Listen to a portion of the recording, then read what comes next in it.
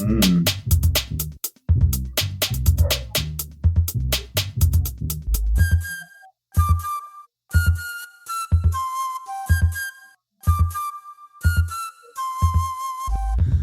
right, everyone, welcome back to Southern Tomfoolery Unlimited, where we like to STFU for once and listen to the wise words of our guests. I'm your host, Zach Evans, joined as always by my good friend, your good friend, and our resident GM, Adam Kelly. Adam, how's it going, buddy? Good as usual, man. Awesome. Well, I'm excited for our guest today because we have some fellow Paizoverse podcasters on deck. Our brothers from the frigid northlands, members of the Failed Fortitude Save Collective, 2E extraordinaires, purveyors of Northern Shenanigans, and all-around cool dudes, Tyler and David from the MNMaxed podcast. Gentlemen, welcome to the show. How's it going? You've met us, right? Like, that, we do not live up to that introduction. Oh, man, we're doing great today. We're doing great. Awesome. We're so glad to I can't talk today. We're so glad to have you here. That intro was kind of long-winded, you know? But anyway, let's just get started. Tell us a little bit about the MNMaxed podcast, guys. Well, what was it, David? It's 2015. Yeah, it was 2015. We were all sitting in a buddy of ours' basement, and we decided, hey, we should try this. We should try podcast. It wasn't a we, it was a me. I'm like, I want to do that's this. Right. That's right. And we were in this terribly echoey basement with concrete floors and an unfinished ceiling. And David brought in 2 mics and recorded us going through it was a module. Was that one? It was Broken Chains. Yeah, it's when I ran Broken Chains, which is a like a 1-level module for original Pathfinder. And we realized that the audio was awful. Yep. And we also had like 7 players, so it was very convoluted. It was difficult. And I still have those recordings, too. I still have them. I still have it fully. I fully edited it. Maybe someday we'll release that as a bonus. But yeah, that was what we wanted to do, like literally in 2015. And didn't really end up happening. And now we moved to like a year ago. We hit our 1 year not that long ago. Yeah, we started in August. For when we actually started doing it legit. We coincided it with the release of Pathfinder 2E. We thought we want to do this. We want to get in on this awesome new system and try and learn it. Tyler binged the book overnight because he's an insane person. Yeah, that checks out. That checks, yeah. I do. It was a lot of means and opportunity, really, because at that time we were all already playing remotely because I had moved away from the little town that we were all, playing in originally. And it ended up being that it was just so easy to just hit the record button. And one of the things that we always like to do is we just like to play the way we've always played. And that's one of the things that you get when you're listening to us is you get the way that we've played for over a decade together. Tyler says it's just so easy to hit the record button as the guy who doesn't do the editing. Yeah, I feel you. It is actually a lot easier just to hit the record button than right, to have to edit exactly. it for sure. Super easy. Yeah, we try to be really close to the rules. I mean, everybody except me does, and they hold me to account, and I edit out all my mistakes, most of them. And that is the power of the chair, right? It is. In your defense, David, when you get rules wrong, the vast majority of the time you're screwing yourself. It is against me. But yeah, we really, when we started it up, we wanted to be a place where people could come to try and learn how to play Pathfinder 2E, this new system. We also wanted to have a lot of fun doing it, and we also really wanted to try and be TTRPG ambassadors. And all of us believe that these games are for everyone, and we just want to try and get as many people involved as possible. Absolutely. I was going to ask, how long have you been playing tabletop? But you said about 10 years. So what drew you into the hobby? Well, I've been playing for about 20 years. Well, I was going to say playing together for about... It hasn't been 10 years, David. It's been like, what, 8? I think we're out at like 8 to 9 years. Yeah, so pretty close to a decade. This group is getting on 10 years here pretty soon. Wow. But yeah, David and I have individually been playing RPGs over separately. 20 years now. Yeah, I'm so old. 20, about 20 for me. I started when I was about 13. Same. David's older than I am now. What did you start with? 3.5 or 2E? Yeah, 3. I started right before 3.5. Well, actually, I think it was a couple years before 3.5 came out. So yeah, I started with 3. 3.5 for me. So is that how you ended up in the Paizoverse? You just didn't like 4E and wanted to stick with Pathfinder 1E when it came out? Yep. Man, absolutely, yeah, and that's a tried and true story of Pathfinder 1E players. We're the vast majority of us played 3.5, and it's kind of funny because there's, and I'm sure we'll get into this, but there's been a lot of comparisons of Pathfinder 2E to Dungeons and Dragons 4E, and so but now you guys are very much big in the 2E thing, so. That's kind of an interesting. You didn't want to go with 4E, but now you're all about 2E. Now I'm sure you'll tell me how it's not like 4E at all. If I am being a hypocrite, it's mostly a hypocrite out of ignorance because I have not tried 4E since it came out, and I don't remember much about it. Yeah, I don't know anything about it, to be honest with you. and even from a personal standpoint, one of the reasons that I scoffed at 4E so hard was. A lot of the reasons I get upset at people for not giving 2E an honest shot, because playing the game and reading the book are so vastly different. But you're right, there are a lot of comparisons, Adam, because Logan Bonner was one of the lead designers for 4th edition. Gotcha. And he's one of the lead designers for 2nd edition too. So there are a lot of ideas, there are a lot of similarities. It has similar feelings, but the one thing that 2E has that 4th edition never had was variety in character creation. Yeah, that's one of the big things I remember about 4E is that when you're making a character, it is incredibly linear and incredibly dull, and Pathfinder is the absolute opposite end of the spectrum on that. It is incredibly open and very exciting to create new characters. Yeah, so that actually kind of leads me to my next question. So excellent segue, gentlemen. Let's actually get into that. You guys are pretty strong proponents of Pathfinder 2E. And Tyler specifically, I know that some of our discussions about 2E have really helped me broaden my perspective on a system that I was initially apprehensive about. So what do you think are the greatest strengths and weaknesses of 2E compared to Pathfinder 1E? Well, compared to 1E, well, 1E was, for all intents and purposes, was Paizo cleaning up 3.5. Yes, that's exactly what it was. It's absolutely what 1st edition was. And 3.5, at the end of its life cycle, had the exact same issue that 1st edition had at the end of its life cycle as well, which is, as a publisher, you have to keep putting out content, right? But when you have so many splat books out there, at a certain point, there are so many flippin' options that the designers can't rein balance in. It's nearly impossible. Yeah, I mean, I think both Pathfinder 1st edition and Dungeons & Dragons 3rd and then 3.5 had the same issue, is that the producers of them, Wizards and Paizo, had no idea that they were going to end up being as popular as they were. And the demand for more content was going to be so high.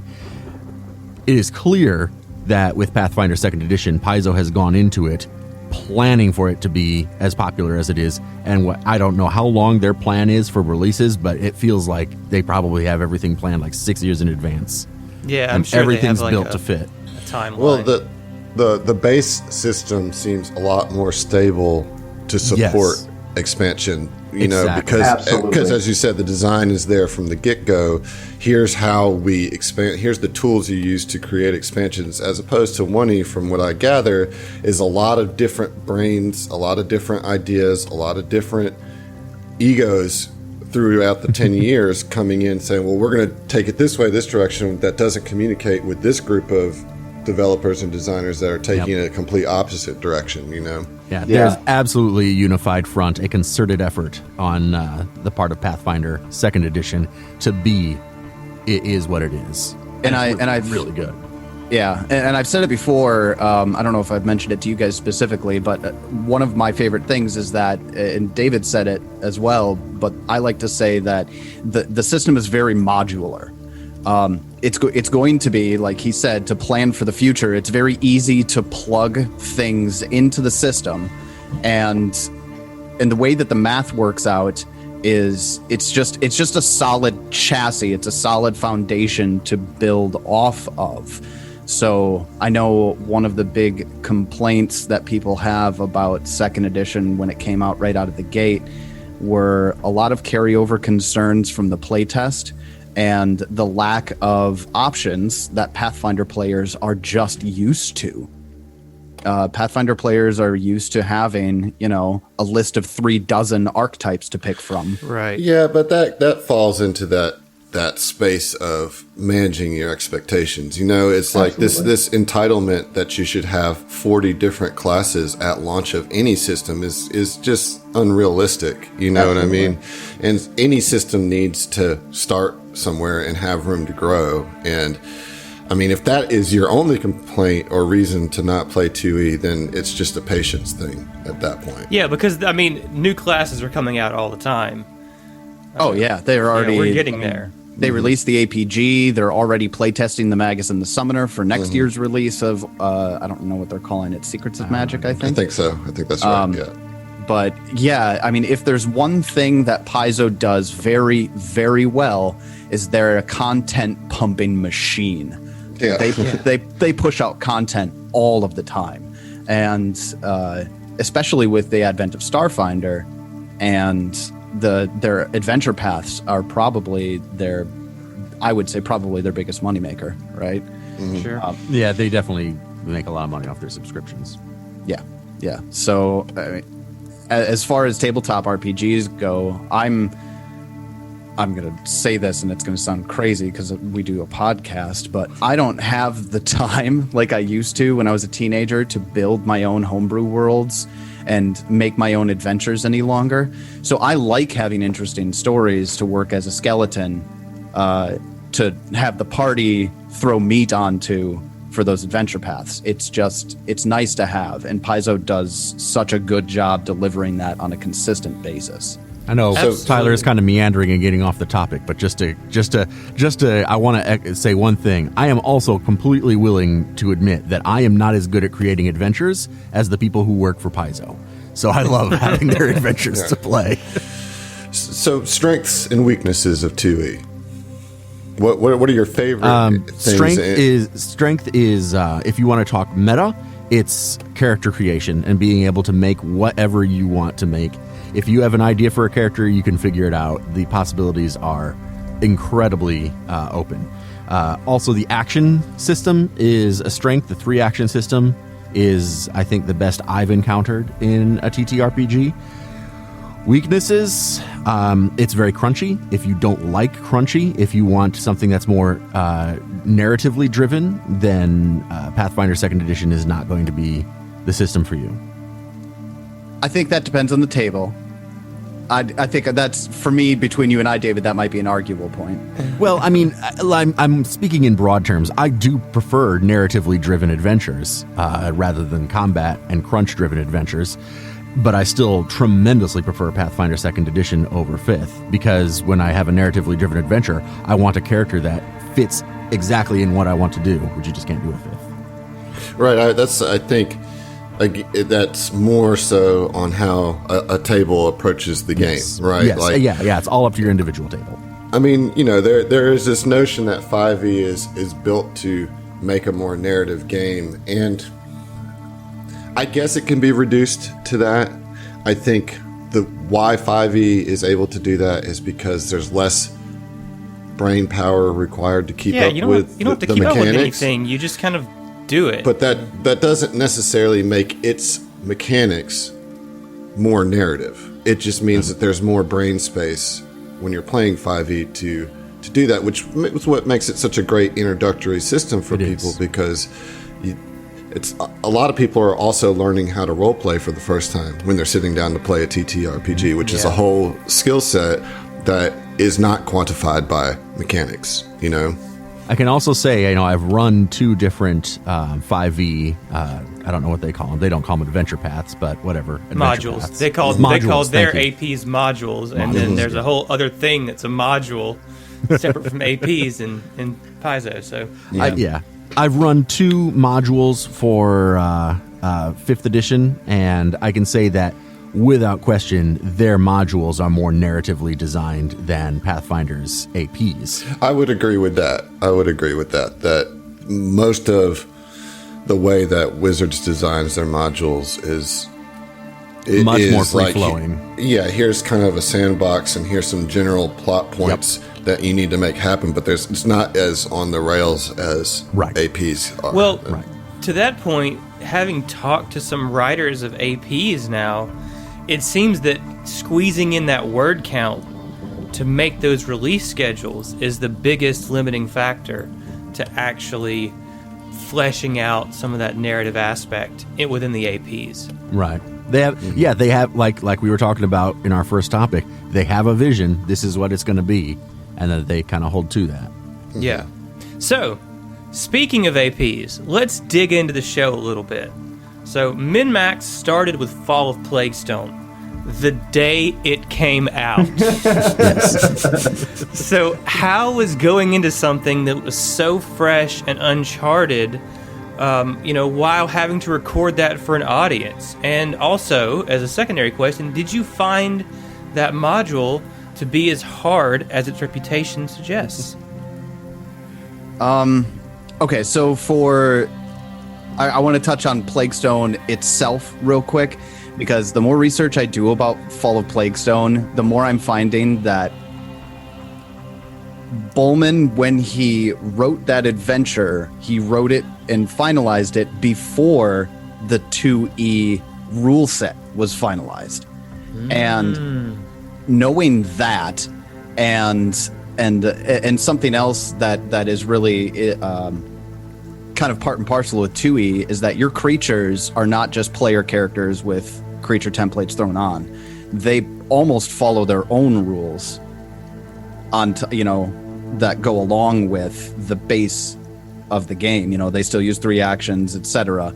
But they're not built the same way that PCs are. One thing that first edition and 3.5 had is that, when you were looking at a monster stat block for 3.5 and for first edition, you would have feats listings, and those were feats that were available to players. In second edition, that doesn't exist. Yeah, the monsters don't necessarily have to follow the same rules as the players do. No. And so when you don't have the rules quite finalized in making it, I think Bullman himself has even said it was harder than he meant it to be. But we only had 1 character death.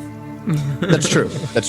As far as like recording day 1 afterwards, I mean, it came out on August 1st, and we actually did our first recording on the 2nd, was it, David?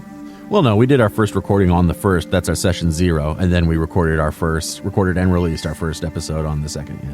Yeah, that's right. Recorded and released. Yeah, so we spent all night studying the book, recorded a session 0. I spent all night editing it. Then the next day we recorded session 1 of Fall of Plaguestone, and I spent all the night editing it and got it up. Wow. Troopers. Yeah, it was a little nuts. It was fun. Like, that's what we wanted. We wanted to, and I think we've seen the benefits of it. We were one of the very first ones out there doing 2E. And you had to be the first. Yeah. Right? Well, okay, so, as far as doing, like, official 2E content, right? Yeah. Right, yeah. That's what we wanted.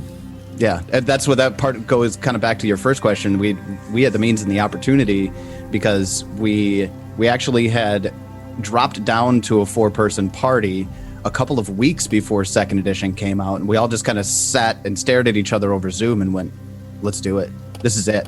This is the perfect time for us to go in and start podcasting with a 4-person party, which is what we always wanted. Well, it's mostly like 3 of us said that, and then the other 2 are like, yeah, sure.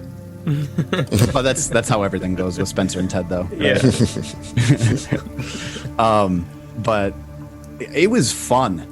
Honestly, I didn't pull an all-nighter, but I think I got like 3 hours of sleep the night before the first recording because I plowed through that book as much as I possibly could have, and definitely didn't have a full grasp of it after that time, And how can you? Yeah, and I think going back and I listened to some of our early episodes, there were a couple of rulings that occurred that I was like, oh, that's not how that goes, or even another thing that kind of shot us in the foot to a degree was errata. Yeah. Errata really shot us because in our first couple of sessions, like our very first session, we got into the death and dying rules in our first combat. Right. Welcome to 2E. Yeah, exactly. And it wasn't. There was a print error where it said two different things in two different places in the book. So we argued about that for a while. I remember. So even still, we don't get everything right, but we really go through lengths to try. Yeah, well, that's a lot, and extremely impressive, guys. I mean, give yourselves a round of applause for that, because that's an impressive feat to get that out so quickly. Well, and I mean, as far as your adherence to the rules, I mean, I've used this show as a way to learn 2E, and I think you guys do a great job of that too. And I know for a fact that there are a lot of others out there that have come to you for that reason and have learned how to play this game through MNMaxed. So I think that you have definitely accomplished one of your main goals that you set forth. So well done on that. Well, we haven't started talking about Starfinder yet, David. So. Take the compliments where you can get them. Right. So before we get to Starfinder, I just want to keep talking about your 2E games a little bit. You followed Plague Stone up with the Extinction Curse AP. So why did you guys decide to go with Extinction Curse over, say, Age of Ashes? So I think anybody who listens to our podcast knows that they're swearing on your podcast, right?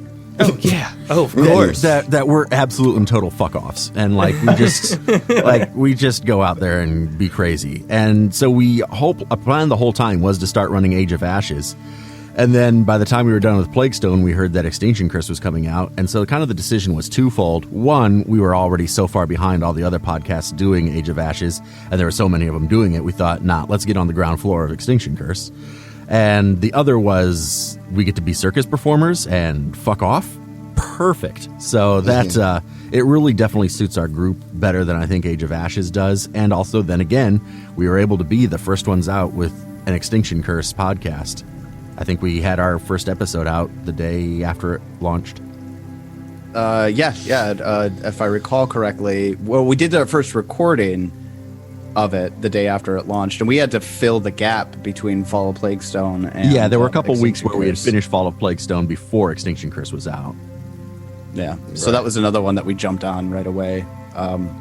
I don't necessarily think that those episodes suffer for it either, because to a certain extent, I think our first episode of Extinction Curse is one of our best ones. I agree. I agree with that. But yeah, even still, we're a fly by the seat of our pants group, anyways. We always have been.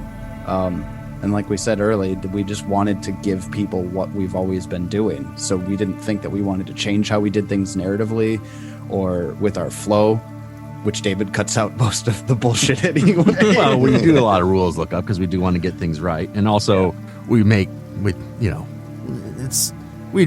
a lot. But that does give that at the table feeling, right? And you want to, I think one thing that we've said before in GM happy hours and just on all of our Discords, that friends playing at the table is kind of what is a unifying factor across all of this, and that's what you're really, that's what sets the podcast apart, in my opinion, Well, that's why I end every episode with a clip of Tyler saying, "It's your turn." I've always wanted to try and make it feel like anybody's listening to it is just there with us having a good time. Yeah, the classic meme, how it feels to listen to a podcast where the guy's sitting there eating the guy sitting next to the billboard of the... that is the goal, It's so funny, but it's so true, Yeah, absolutely. All right, so, David, you guys have recently started a Starfinder game as well, which I am very excited about. MNMaxed in space, and that's 3 A's, I believe, in space, right? It varies. It's never the same. It's never the same. We're going to go with 3 for the sake of brevity. All right. But so, David, you are GMing this time. Yeah. Are you enjoying running Starfinder? And Also, Tyler, are you enjoy getting to be a player for a change? And also, what do you guys think of the system and setting? Oh, God. Setting is Starfinder's strength, far and away. When I first read about Starfinder, I was so erect for it. And I just... As we all were, sir. We all were. Every little bit of information I could consume about it just increased the hype. And then when it came out and I saw the book and the art, and the book was so much better laid out than the original core for Pathfinder, I'm like, oh my God, they've got this so right. And I love the Starfinder setting. Love it, love it, love it. As we've played more 2E, I kind of wish some of the 2E rules were in Starfinder, but it's all right. It's still a very, very good system. So as far as the system goes, love it. And I ran half of Dead Suns when Starfinder first came out before we got distracted and went on to something else, which we always do. Mm-hmm. And so I've DM'd Starfinder before, and I still love it. Like, it's so good. Yeah, absolutely. And Tyler, are you enjoy getting to be a player this time? I'm enjoying getting to be a player in a system where it's hard to die. It's a meme at our table. I am probably the worst player at our table. Yeah, well, don't worry. Probably about it. We'll get to that. We'll get there. We'll get there. Okay. Yeah, don't worry about that. So before we get to that point, then I really enjoy playing. There's one thing that Starfinder does phenomenally is making the mechanics reflect the setting. I love the way that the class mechanics play out. Like, I'm playing a Witch Warper in our campaign, and when I read through that class, I was like, I want this. This is so perfect. I didn't even have a character idea in mind. I built Veil after reading the Witch Warper based on the mechanics, and I love how meshed those two things are, the mechanics and the setting. Yeah, they really are. Yeah, like, you don't think about that with a traditional fantasy RPG like Pathfinder, because it's like, oh, of course there's a monk, and of course there's a fighter, and of course there's a wizard. You don't think about how those are so in our brain intrinsically tied to the setting. And then Paizo goes and creates a whole new space setting and creates these classes and these ancestries that are so perfectly tied into that setting. It's just all beautiful. Well, and they did a good job of not just like reskinning Pathfinder classes. Yes. So original. I mean, it really is. There are some parallels and some analogs, but it's not one for one, really. It's not. They all have their own different flavor, and it's distinctly sci-fi or science fantasy as opposed to high fantasy. Yeah. Which I definitely prefer sci-fantasy over sci-fi, just myself personally. Same. It's not even close, it's not even close. Yeah. Well, I mean, when you're talking about, a space world with magic, I mean, you're playing a tabletop RPG. You want it to be fantastical. Of course, you throw magic in that bitch. Like, I feel nostalgic for playing Starfinder right now as we talk about it. That's all I want. I know. Like, anytime it comes out, I'm like, I wish I was just playing it right now. I wish I was just playing it. Yeah. You know what kills me about Starfinder, and I'm so glad they decided not to do this. When we did our interview with Jason Tondro, we kind of discovered that it wasn't supposed to be a long form thing. It was supposed to just fill a gap, and it went so well. I see what you did there. I did That's there. A joke. That's a joke. No, I just got it too. Went over my head. Nice. Fill the gap. I'm so glad that they stuck with it, because it fills a space that doesn't really exist. Is that another one? Did you just try and do another one? Yeah, I did. That was giving him too much credit, David. Yeah, I know. He has no idea what he's even saying. But I think it's so unique, and it hurts me to know that the numbers aren't, as far as like sales for Starfinder, aren't what they should be. Not enough people are playing this game. It's an amazing game. Well, we're trying to do our part to get to spread the word of Starfinder out there, and you guys are too with your new show. David, as the GM, and you are doing a homebrew, for this. Where are you getting your inspiration for the story that you're telling and for the setting that you've provided for your players here? Well, I just use the setting. I'm taking everything straight from the core and the Pact Worlds book. I'm using their setting. The story, I just in our last recording session really dropped the big clues as to where this story I've been telling is coming from, and they told me I couldn't do it. They told me I had to re-record it and not do what I did. What? For a super specific reason. If I'm going to be honest, my story just comes from real life. Honestly, I am mirroring it off of current events, and I got pretty political in what I was doing, and so it's still pretty political. Art imitates life and all that sort of thing too, right? Like, yeah, exactly. and if that's what you're passionate about and that's what you're feeling, you got to reflect that in some way. I understand that you got to be careful and kind of toe the line a little bit, but I think that's as good a place as any to pull some inspiration from. I still think it's pretty okay, universally to say fascism is bad. Yes. And to tell a story That's about easy that. one. That's an easy one. It's pretty easy. It's a little more controversial right now than it probably should be. But than it should be, for sure. That's basically the story I'm telling. Okay. Well, how are you? Just a quick follow-up question, I guess, as the GM of a podcast that is known for following the rules, you've taken a different approach with Starfinder, and I'm giving you a little hell here. I know that you're mostly trying to follow the rules there, but because you're so entrenched in the 2E rules, one of the things I've noticed is some of that kind of coloring how you're interpreting the mechanics of Starfinder. How is it for you as a GM with mechanically trying to keep up with what's going on while still keeping one foot firmly planted in 2E? Well, I have the tremendous advantage of having in our podcast a guy who goes by the name Swanee. And Swanee is the amount of minutia that he can retain in his brain for these tiny little things in the rules that I would never even catch is astonishing. My brain just doesn't work that way. So he keeps all of us pretty honest with just about everything. And dude, Swanee's our secret weapon. Yeah, it doesn't come through in the recording because I cut it all out mostly. But I was going to say his delivery is also something you really want from your rules lawyer. Like, it's very calm and collected and not argumentative, but it's just like, well, this is what it is. Well, and we're not going to argue with this works. We just know. We don't argue with Swanee. So anyway, I do my best to try and stay on the rules. I am certainly not as meticulous about it as really anybody else in our podcast. I am much more loose, but I try to get most of them right. And for the most part, the group catches me when I'm doing something wrong. And I think as a DM, particularly if you're more of a narrative DM, which I am, Tyler is much more of a rules DM. I'm not saying that Tyler can't do narrative, he can, but he's much better at rules and more meticulous with rules than I am.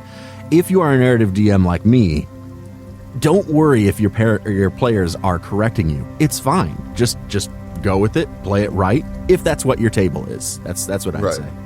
Yeah, I agree with that. Absolutely. And players, don't be mad if your DM is correcting you. Yes. they have that veto button on their side, Oh, okay, you're right, this rule does say that, but right now it doesn't exist. And I'm much more comfortable doing that than Tyler is. Tyler will pretty much always go with the rules, and I will sometimes just use that veto button and be like, yeah, I'm just gonna do this. Yeah, I'm sorry, you actually do still fall in the vent. My bad. All right, guys, well, since we've been talking about GMing, let's take a second and let's plug the GM Happy Hour.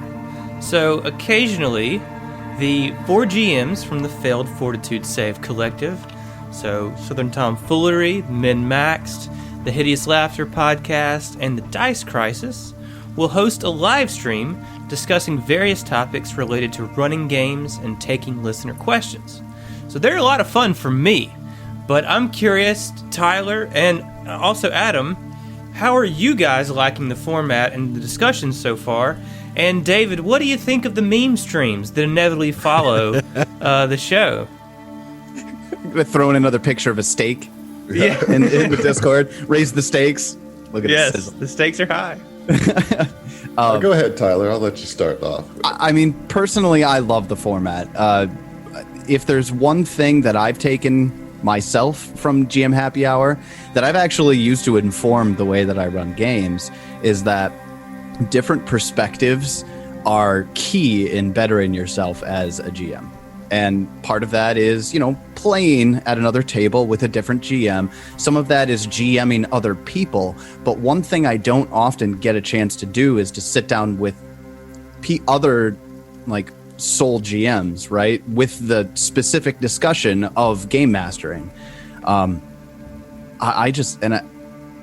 love the group so much. I mean, Adam and Griff and Allard are just an absolute pleasure to talk to in any situation. So the fact that we get to share that with people is really cool. Yeah, I mean, it's been enlightening, I hope for everybody, but certainly for the four of us, even as we have these discussions, because a lot of the stuff we're saving the discussion for the live stream. So we have a whole list of topics that I know we're all eager to discuss, but we don't do it anymore because we're saving it for the live streams. And so it's always exciting to, as Tyler said, to get some different perspectives, and you end up getting some new tools in your kit to use after getting 3 different experiences kind of talking about that thing. And then the interaction with the listeners, and I mean, it's just a good time. I mean, it really does feel like we're all sitting around a bar talking shit, getting more and more drunk and foolish as we go, It's so much fun to go back and watch the decline, if you want to call it that, from the beginning of it down to the end. And of course the listener questions are at the end. Yeah. And we all rib each other too, which is fantastic. It's I don't, if nobody's listening to it, you can go to YouTube and check it out, the Game Master Happy Hour channel. But you really got to get in on the Discord, on the Failed Fortitude Save Collective Discords, to really experience it. Come and hang out with us and ask the questions and be with us. Yeah, and to that point, the meme streams. Like I said, David, what do you think about the meme streams, man? I know I love them. It's fun. I enjoy watching the GM Happy Hours and not just waiting for Tyler to name drop me because I'm a egotistical bastard. But no, they're so much fun. Yeah, they're great. I mean, definitely if you can catch them live, that is the primary way to listen, I think. But like Tyler mentioned, they are on YouTube. If you can't make them live, so definitely check them out for sure. A lot of fun. Got a quick pivot here. If you listen to us, you know that we're fans of pivoting. And David, this question's for you. So I know you're a voiceover artist by profession, and I'm just curious if you could walk us a little through the process of developing a new voice. And then to follow that up, can you just tell us about the process of recording voiceover work as a whole? So you can answer that in either order, whatever makes the most sense. Sure. If I'm developing a new voice just for like our podcast, I'll just try and understand the character and what do I think that character would sound like within the realm of what kind of voices can I do and make sound good, and just try and create a personality. If I'm doing it for a client, I'll work with that author or that person who's hiring me and try and figure out what they want. And generally, I'll record several takes of a new character with variations and send them to the author and have them send them back to me and say what they like, what they didn't like. As far as what I do for voice acting, I do audiobooks. And if you want to get into it, it's not as hard as you think. There is a website called ACX, and that is owned by Amazon and Audible. And authors put their works up on ACX. You record an audition and send it in, and if they like it, they'll hire you. And that's it. You can work very independently, be your own boss, manage your own time, and it's pretty straightforward. You just have to be able to do it. Sound good. You got to be able to have that delicious velvety voice. Yeah, it's editing. Being able to edit is really important, because if you don't know how to edit, then you have to hire out somebody to produce the actual audiobook, the audio tracks for you, and then that's really eating into your profits. Yeah. Well, I'll follow that up to you, Tyler, as you do GM, and you do try to put on voices. What are some of the things that you do to develop a new character in your voice? Well, being that I play primarily from adventure paths, most of the time I'm not, coming up with a personality. The personality to an extent is delivered to me. And I like to think of little quirks that they might have based on their ancestry and that personality. And then I just practice. I harass my son and my wife with my voices all week long prior to me starting or trying a new one. And they're great. My wife does theater work, so she helps me refine and fine-tune any dialects that I'm really screwing up, which happens frequently. I love voices, man. I just love doing them. It's you do a good job too, Tyler. You do a really good job. Well, thank you. All right. So, guys, we have a slew of listener questions to get to, and I want to try to get to as many of them as we can. Oh my God, it's getting late. I have to go. I'm looking forward. More? Okay, cool. I'm good. Yeah. I mean, obviously our communities overlap quite a bit, so they have some spicy ones on deck for you. So y'all ready to get into them? Yeah, let's do it. All right. So our first question today comes from a good friend of the show, Tyler from MNMaxed, and he asked David, how are you such a devilishly handsome basement dweller? Well, honestly, it's just all genetics. I was just born this way, born very handsome. If I weren't such a fat ass, I'd be even more attractive. But some people are into they're into the chubby look. It's fine. I got it going on. It's not really that hard. There's a website that you can go to. It's owned by Amazon and Audible, and you just. Oh man! I'm looking at you guys, and you all are such tiny people. I feel like I outweigh the three of you combined. So. That's just framing, man. Yeah, it's all the angles, man. We're working the angles. You have you guys haven't met Tyler in person. You don't know how short he really is. I'm actually a pretty small dude, and I play with a bunch of giants. Yeah, it's true. I calculated it once. Our group's average height is over 6'3". It's ridiculous. Wow. Yeah, I play with a bunch of giants. I feel get together. That's with Tyler in it. Yeah, seriously. Oh man. All right. Well, I think we thoroughly covered that one. So the next one comes from our good friend and patron saint of the Paizoverse pod community, Mr. Jason Lillis, who asks, "What do y'all look for or look to as inspiration for sci-fi resources? Do you have any lines that you draw, like get that shit out of here? That's not sci-fi at all. Anything like that?" Oh God, no! I'm an equal opportunity sci-fantasy guy. I don't think I've ever seen anything that I thought, no, I don't want that in my game. I've only ever seen things that I say I want that in my game. Mm-hmm. Right? Absolutely.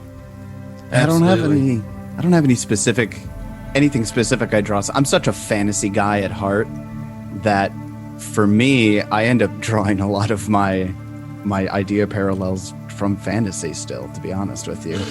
No leather saddles in my science fiction game.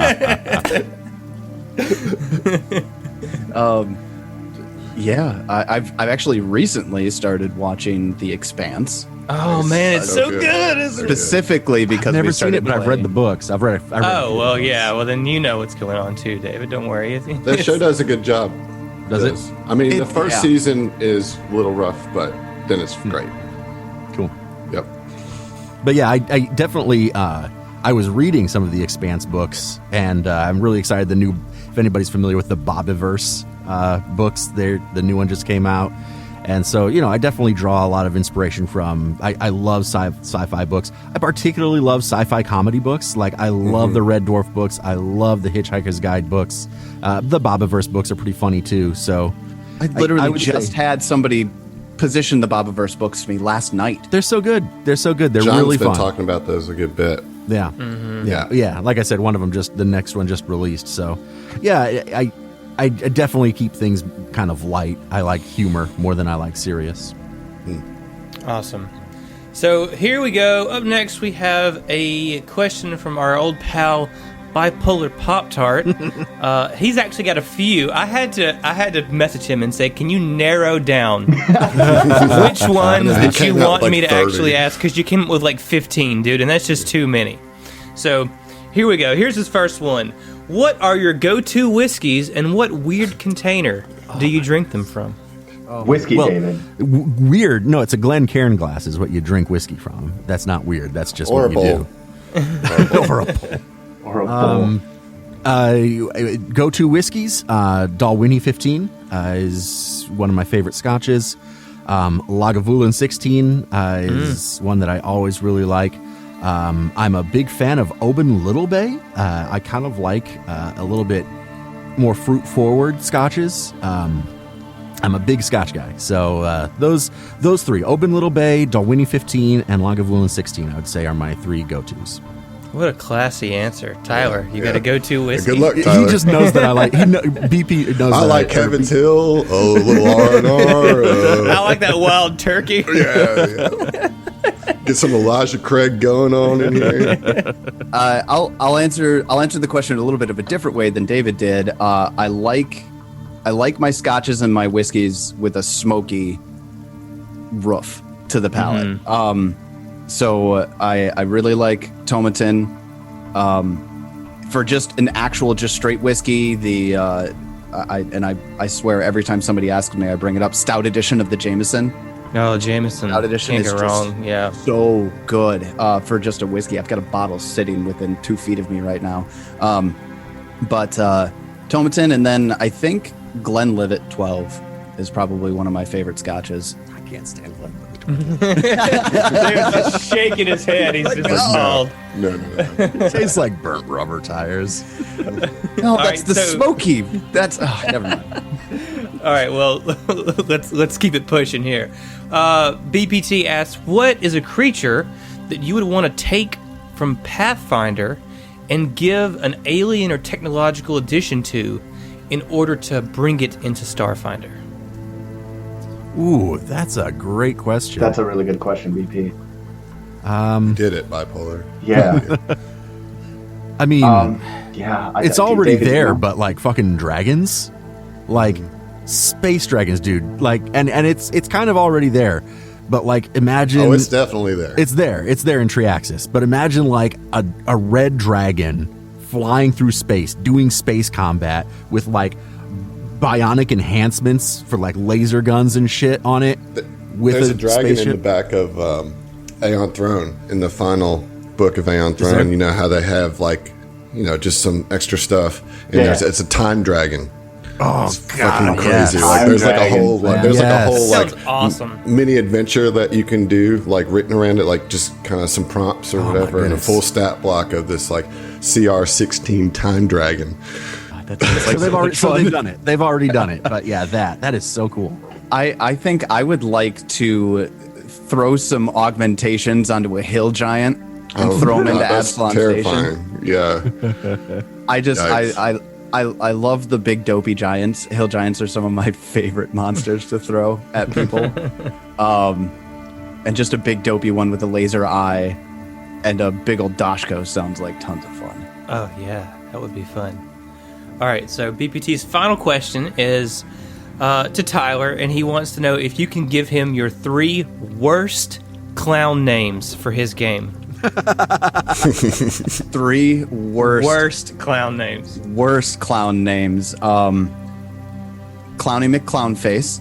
Okay. That's pretty bad. Yeah. Yep, that's pretty bad. Floppy Tittlesticks. No, that's too good. That's really good. That's Floppy too good? Sticks. Yeah. Floppy Tittlesticks. And then Bonky Croc Nubbin. Bonky Croc Nevin. Wow. Yeah. Yeah. I hope you're happy, BPT. That's a solid selection that Tyler's just giving you there, man. All right, so this next one is from Miss Natasha. Shout out to Nat. And we kind of got into this question a little bit earlier, but she wants to know how many voices are there between you two, and which ones scare you the most? Well, I would hope the answer to that would be nearly unlimited, to always try and find the right voice for the right character. So Certainly there's going to be some overlap. A lot of the characters are going to end up sounding the same if there's enough of them. But the scariest ones, it never ceases to amaze me. And this is a true story. I'm going to try and tell it really fast. I first met Tyler when we were working in a call center for a certain wireless provider. And they were doing a talent show. And Tyler got up to sing. And I'd never met him before. And they handed him a microphone. And he looked at it and he said, "No, I don't need it." And then like this heavy metal song came on. And he just like screamed at me. And I was sitting like in the front row. And he just screamed. No microphone. And it was great. And it never ceases to amaze me that Tyler can do like these super deep growly voices, and every time he does, I'm just like, well done, Tyler. That's good. My monster voices are my favorite voices, hands down. Yeah, hands down. I think the one that scares me because I have to try to control it so I don't completely tear my vocal cords. Recently, I did a barcast, and my barcast is growly. Oh, yeah, good. Yeah. So. And I like goblins too. Goblins are fun because it goes into high register and you gotta get it scratchy and raspy at the same time. Dude, like the visual of watching Tyler do that, like it's so he's not doing anything like crazy, but just that sound coming out of his face is strange. All right, excellent. So the next question comes from another lovely lady, our very own Little Pink Fox, who asked, who would win in a mud wrestling match, Ronald McDonald or the Hamburglar? Very on point. Oh, the Hamburglar. He's got the weight advantage. Yeah, by Hamburglar's far. got it. Hamburglar. Okay, well, as that's a fat person, I just want to tell you, the way you win a fight is you sit on people and you win. All right, LPF, there you go. Your burning question has been answered. All right, so Allard, the GM of the Dice Crisis, another great FFSC pod, asks Tyler, what do you have against dual classing? Okay, he says dual classing, but what he means is gestalting, which is every level you take all of the stats from two separate classes and combine them together. And Allard, you break the mechanics when you do that, man. Mm-hmm. That's it. It's like double the power. Yeah, exactly. How do I balance that? Don't ask me that question. Oh, he did. I know. No, but that's my issue with it. I'm at the end of the day, game balance is huge for me, which is why I am so hard on getting the rules right as often as possible. Well, if you're doing Gestalt gaming, you as a GM have to do it too for all your, you have to double the power. Yeah, that's just way too much work, man. Come on. Yeah, I just don't understand it either. Like, it's like, why would I have to retool every encounter ever? It's like trying to use mythic levels from Pathfinder First Edition. Just God, I have so many bad experiences with Mythic, man. You're the one that kept wanting to try him, you fool. I know. That sounds like Tyler. That's why I wanted to try it to see how it went, and it went awfully. All right, Allard, there you go. So, everyone's favorite contrarian, Commodore, wants to know, Tyler, why are you so bad at Starfinder, bruh? Commodore always asking me the tough questions, man. Yeah. He's that guy. Yeah. Dude, I love talking to Commodore. It's fun to have conversations with somebody who you don't agree with most of the time. Why am I dodging bad at the question? Yeah. Okay. So I'm bad at Starfinder.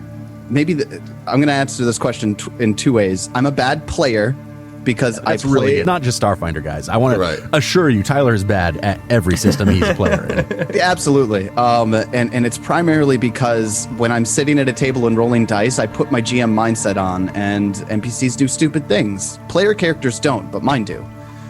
David's killed so many of my players in the past, or my characters in the past, it's not even fun. It's true. See, I have a theory of why you do this. Why? And it part of, being in your GM brain, that's part of it. But like, I think it's some sort of, and if you forgive me, I'm going to psychoanalyze you here for half a second. I've got my theory too. I want to hear what you say, Dad. I think it's this subconscious thing where you're like, see, player characters aren't so precious. Like, it doesn't matter. I'm just going to throw myself in front of a train because, like, you guys are always bitching about me trying to kill your characters, and it shouldn't matter. Like, it's just I'm doing it, and it's almost as if you're trying to get a kill even as a player. You know what I mean? Like, it's this, and that's what aggravates it about me while we're on the subject, and I'm listening to you do it.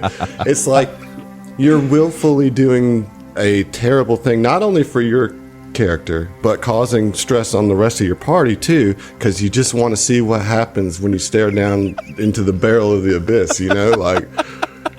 I'm not going to disagree with you there, man. I love creating tension at tables. It's my favorite thing to do. I will also say, I think Tyler just does not get as emotionally attached to his characters as the rest of us do. Oh, God, no. He's always got these ideas of other characters he wants to build. So, if it dies, okay, now I get to go build another one. Exactly. Which is also, Swanee's a little bit like that too, but he gets more into his characters than Tyler does. Well, he gets more into his character, and he's way more. He's the most careful party member we have. He's incredible. He is. Yeah. For sure. All right, so the famous sentient pickle, Jay Pickle, has a couple of questions for you guys. He asked, as a rules system, what does Starfinder do better than 2E? And conversely, what does 2E do better than Starfinder? David, you want to take that one first? You're going to try and make me think of something that Starfinder does better than 2E? I know this is going to sound hyperbolic, but truly I think 2E, for all the systems I've played, which I'm not, don't have we almost always just play D&D, but I've tried at least a dozen other systems, and I think 2E is easily the best of all the ones I've ever tried. So, to try to think of something that Starfinder does better than 2E... Starship combat. Yeah, that's a good one. That's good, Adam. Yeah, it does Starship combat better. That is absolutely the case. You know what? I haven't looked at the chase rules in the Pathfinder 2E core. I'm not even sure if they're in there. So that would be one. I love that Starfinder has how to do a vehicle chase, which is so good. I was actually going to say Starfinder does vehicles better than 2E does. I've read the vehicle rules for 2E, and they fit the 2E system well, right? But there's just they're lacking. There's just not a lot to it. There's just not a lot to it. Starfinder's much more God, I would love to see what was the book in 3.5, the Sieges and something, whatever. That had all the vehicle rules and how to do a sailing campaign and how to do a siege campaign. I'd love to see one of those come out for 2E. It's been so long since I've looked at those books, but I know which one you're talking about. Yeah, something like that would be really cool. They expand on it a little bit in 2E with the Dungeon Mastery Guide or the Game Mastery Guide. Oh God, vehicles. As far as 2E over Starfinder, 3-action systems. 3-action system, the damage escalation, spells, cantrips are better. Yeah, I agree. 3-action system I think is fantastic. Now, I would like to add, because I think that go for it. There is a rule. Yeah, you guys know so much more about Starfinder than we do. That I like a lot better, and that is splitting health into HP and stamina. Yes. Yep, I totally agree. Tyler and I have gotten into fights about this. I mean, as much as we fight about anything. But I really like it. I really like that because I do not like to think of damage as blood and guts and stuff. That's not how it was meant to be. And so having the stamina points, I really like that. Yeah, and I like that stamina is easy to refill and health is a little harder to refill. Yeah, it helps prolong the adventuring day.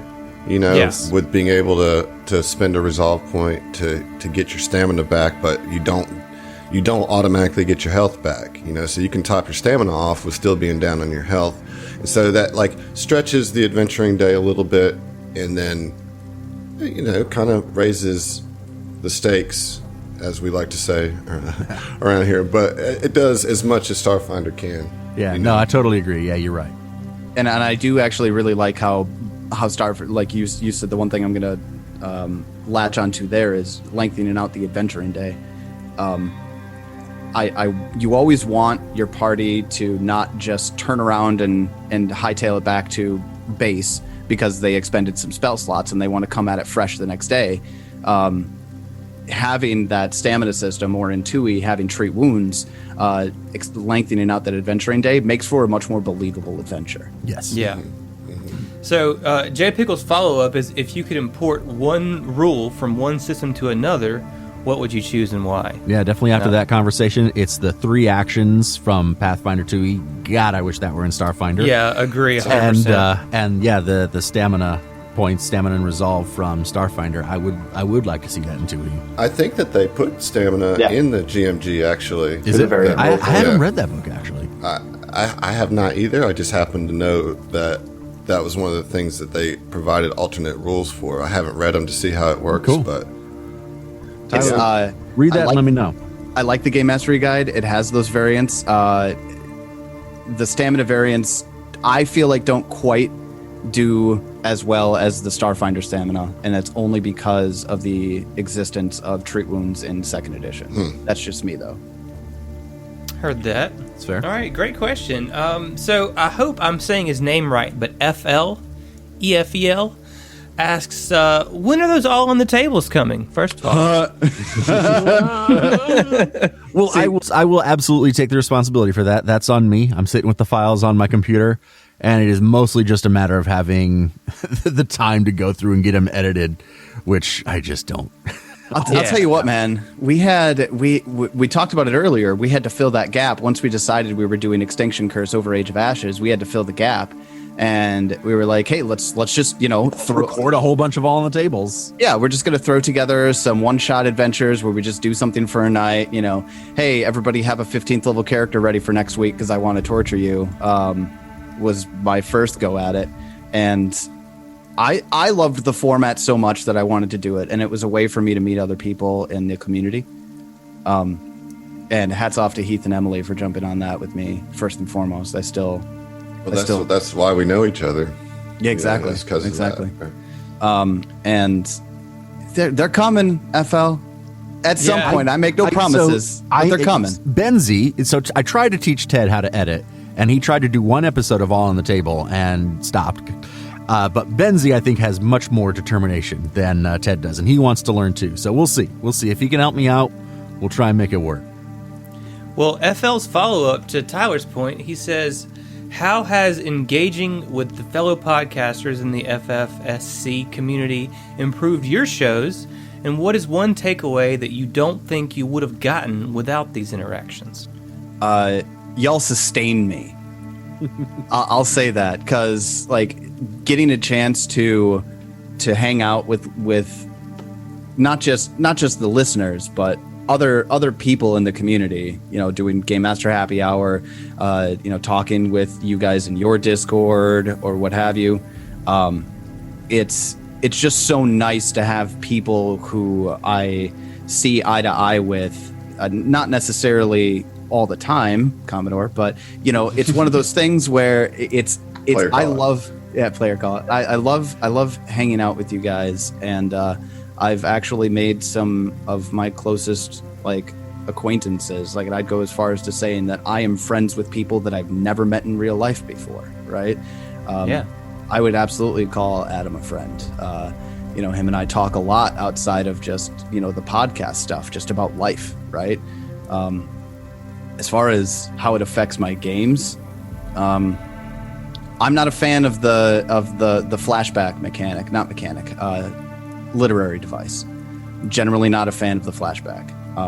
I've come around a lot seeing you guys actually deploy it in such a successful way that I'm deploying it in my games to an extent because of how successful you're at in your games in deploying that strategy. Doodly-doodly-doo, man. Yeah, right. The doodly-doos, man. You gotta get on board with the doodly-doos. David, do you want to speak to that at all?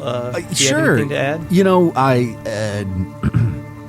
I do toot my own horn a lot, but most of the time it's tongue-in-cheek. But I do think that when we started doing the podcast, I was the one that really wanted to do it. And so it was kind of my vision and how I wanted to do it, and I edit the episodes the way I want it to be.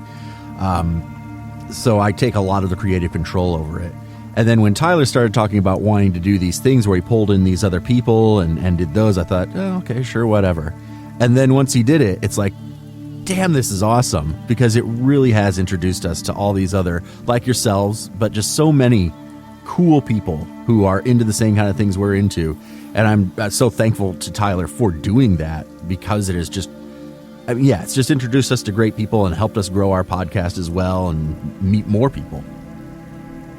Yeah, I concur with all of that. I think it's great. It's been really awesome seeing how the community grows and everything like that. It is, so it's fantastic. It's particularly this last year, which is when we've been around, and so much of it has been dominated by the pandemic, to be able to have these online interactions. I don't see anybody outside, in real life. Yeah. So my entire social fix is this cool group of people. Indeed. Yeah. Indeed. I mean, for real. It's I don't know, it's helped kept me sane for sure. Having all these communities come together and kind of share their mutual love of this hobby and everything like that. Absolutely. All right, so we have one more listener question, and this is a super serious one from a longtime member of the community, it's very Aesthetic, serious. Who asks, if you had to eat a member of the pod for survival, which one do you hope it is? Spencer. Wait, hold on. Do we have to kill the person, or are we just going to eat them? Like, eat little bits of them? The question is open to interpretation, Okay, however you want to interpret that. I mean, let's be real. Of the MNMaxed podcast, the ones with the most meat to spare are myself and Ted. So I think if anybody's going to provide a little sustenance to the rest, it could be us. The rest of these guys are little people. Well, not true, but Swanee's like 6'3". But yeah, it's going to be probably me and Ted. Also, because we are, we eat the things we eat, I'm going to bet that our meat tastes really fucking good. Like bacon, like the more fat you got on that, the better it is. See, that's the train of thought I was on. I would probably hope it would be Spencer, because I know that dude's spicy as hell. That's true. He eats a lot of really spicy food, so he might have some extra seasoning and flavor. Oh, that's a good point, Tyler. I didn't think of that. Yeah, you're just gonna season Ted with Swanee. It'll be great.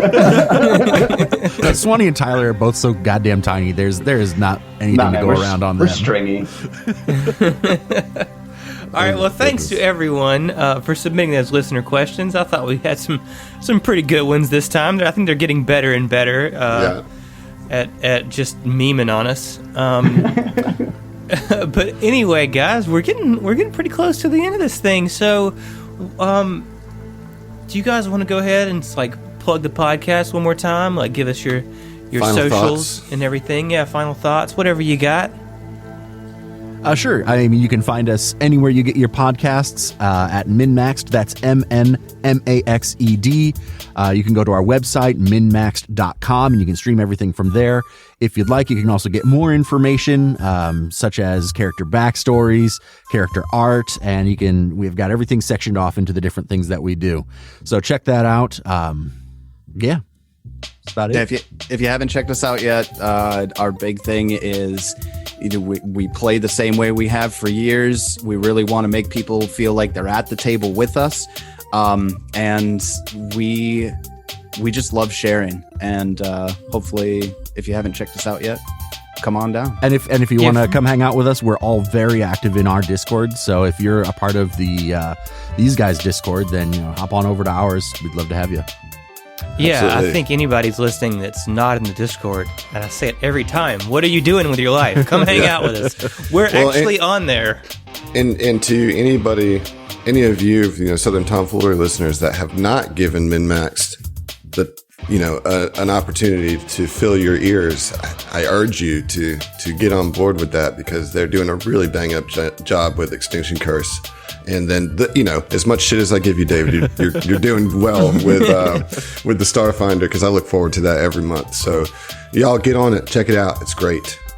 All right. Well, David, Tyler, thanks so much for coming on, guys. It was a lot of fun. Let's do it again sometime, huh? Yeah, thanks for having us. Absolutely. It was a great time. All right, and we'll catch you guys next time on STFU.